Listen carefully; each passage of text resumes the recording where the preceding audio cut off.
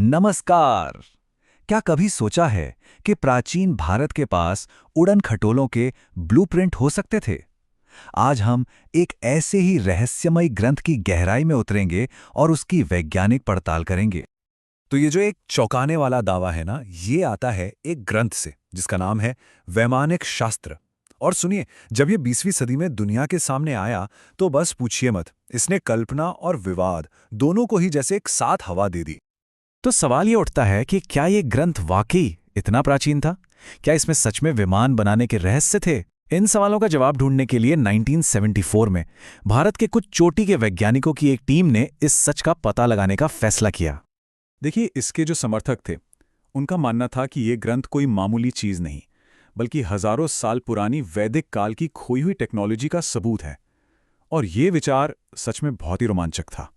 तो जांच शुरू हुई। वैज्ञानिकों ने सबसे पहले जासूसों की तरह काम किया।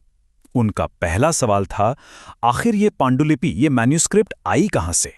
और जांच में जो बात सामने आई वो काफी चौंकाने वाली थी। पता चला कि ये ग्रंथ असल में प्राचीन है ही नहीं, बल्कि इसे पंडित सुब्बराय शास्त्री नाम के एक व्यक्ति ने लिखवाया था। असल में इस ग्रंथ का पूरा इतिहास 20वीं सदी का ही है। इसकी शुरुआत 1900 के बाद हुई थी, हजारों साल पहले नहीं। तो फिर ये सुब्बाराय शास्त्री थे कौन? दिलचस्प बात यह है कि वो कोई इंजीनियर या विद्वान नहीं थे। वो एक रहस्यवादी थे जिनका मानना था कि उन्हें ये ज्ञान किसी दैवीय शक्ति से मिला है। चलिए, ग्रंथ कहाँ से आया ये तो पता चल गया, पर अब भी सबसे बड़ा और असली सवाल बाकी था। क्या इन ब्लूप्रिंट से बनी मशीनें सच में उड़ सकती थीं? अच्छा, तो जैसे ही इंजीनियर्स ने इसे देखा, उन्हें तुरंत कुछ बहुत बड़ी गड़बड़ियां नजर आईं। मतलब सबसे पहली बात तो ये कि इस ग्रंथ में वायुगतिकी यानी कि एरोडायनामिक्स की, आप कह सकते हैं कि बेसिक समझ ही नहीं थी, बिल्कुल भी नहीं। आइए इसे और बेहतर तरीके से समझने के लिए एक डिजाइन का उदाहरण लेते हैं, सुंदर विमान, और देखते हैं कि इसके तकनीकी विश्लेषण में क्या-क्या बातें सामने आईं। इस विमान को उड़ाने के लिए जो तरीका बताया गया था वो भौतिकी यानी फिजिक्स के नियमों का, जैसा कि वैज्ञानिकों ने अपनी रिपोर्ट में लिखा, एक घोर उल्लंघन था। जरा सोचिए, ग्रंथ कहता है कि विमान उसी दिशा में आगे बढ़ेगा जिस दिशा में उससे धुआं निकलेगा। ये तो न्यूटन के तीसरे नियम के ठीक उल्टा है, वही नियम जिससे आज के सारे जेट और रॉकेट उड़ते हैं। और रफ्तार के बारे में क्या? ग्रंथ के हिसाब से इस विमान की रफ्तार थी 8000 मील प्रति घंटा। वायुमंडल के अंदर इतनी रफ्तार, ये तो लगभग नामुमकिन है। और हाँ, विमान बनाने के लिए जो सामान बताया गया है, जरा वो भी सुन लीजिए।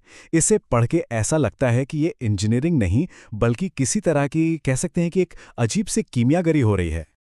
तो ऐतिहासिक और तकनीकी दोनों तरह की जांच करने के बाद वैज्ञानिक आखिरकार अपने अंतिम फैसले पर पहुंचे। उनकी जो फाइनल रिपोर्ट थी उसने किसी शक की कोई गुंजाइश ही नहीं छोड़ी। वैज्ञानिकों के शब्दों में ये विमान किसी असल चीज की अभिव्यक्ति के बजाय सिर्फ खराब मनगढ़ंत कहानियां हैं। तो संक्षेप में कहें तो इस जांच ने हर एक दावे को खारिज कर दिया।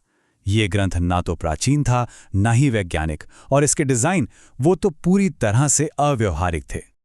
अंत में वैज्ञानिकों ने एक बहुत ही जरूरी बात पर जोर दिया।